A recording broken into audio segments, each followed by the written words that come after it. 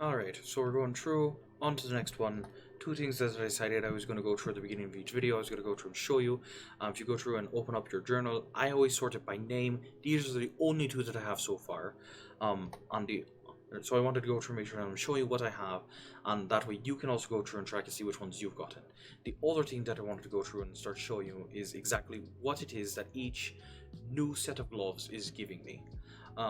So from here, I mean, this is pretty dang good for a level 4 weapon. But more importantly, show you these, the uses per day for these healing buffs. And if you go through and you see how I've gone through quick slotted stuff, the belt as well has some cure serious wounds as well. So between just those items, we go through and we have 3 uses there, plus 2 and 2. And that's a decent amount of healing, in addition to the regen that we have, as well as the spells here that we have on our boots. So it's a decent amount of gear, or a decent amount of firepower, whether that's healing firepower to keep you in the fight, regen to keep you in the fight, or spells to fire back at them in large groups. It's a decent amount of stuff, and we're only level 4.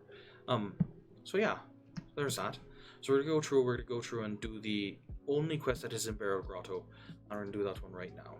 Going to go ahead and go in, and again at this point you're going to need at least 1 potion of invis. You should only need 1 to be able to get in and out running the whole way, and at this point we've gotten up to 34,000 gold, so there's absolutely no reason that you would not be able to buy a potion of invis for 108 gold.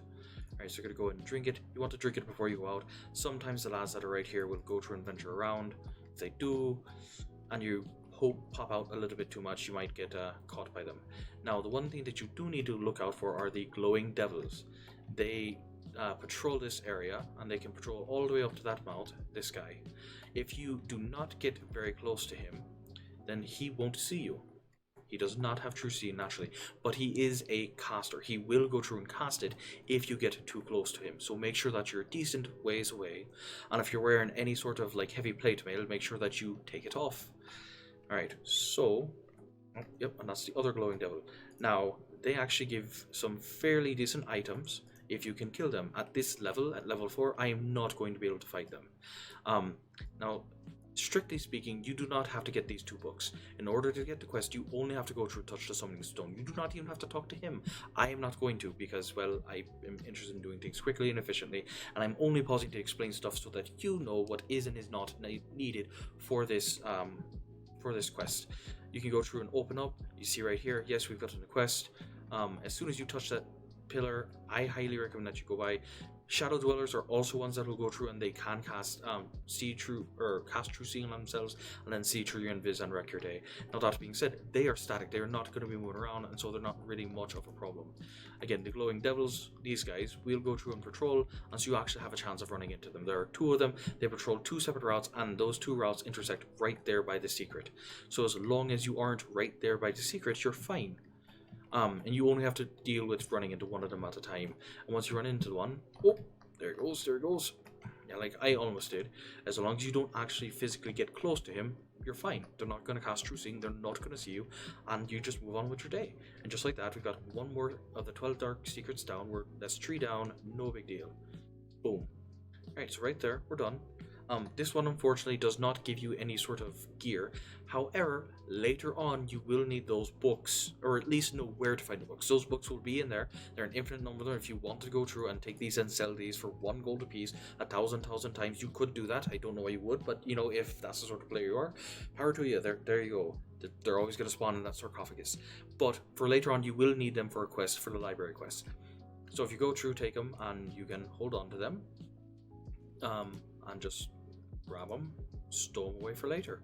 Now, the one thing that I will point out is that these are fairly heavy, so if you are a caster, it's probably to your advantage to go through and not keep them on you if you grab them. And just so you can see, the other one I believe is about, yeah, they're both 11 pounds a piece, speaking in standard units instead of, you know, the clearly superior SI units. But regardless, there they are if you need them. Also, at any point, I'm going to point this out quickly, you see that I have a Rod of Resurrection. If you do not have one, You should just come down and you should check the community chest. Always, always, always have a Rod of Resurrection on you. There's almost certainly going to be one here, and if there isn't, just ask and someone can get one for you. Does it mean that you can resurrect yourself? No, that's for helping other people, but it does mean that you can go through and you can be more useful. Always keep them, never sell them, and never ever sell anything out of the community chest. If you need it and it's going to be useful, take it, use it. That's what it's there for. That's purely from the community. It's people who have something, if they don't need it anymore and they felt like it was useful, they want to pass it on, whatever the case. Or, you know, they're big and they're powerful and they go, I don't need this, but I know other people can use it. There you go. But if you find something in there and you think that you might be able to use it, then take it. That's what it's there for.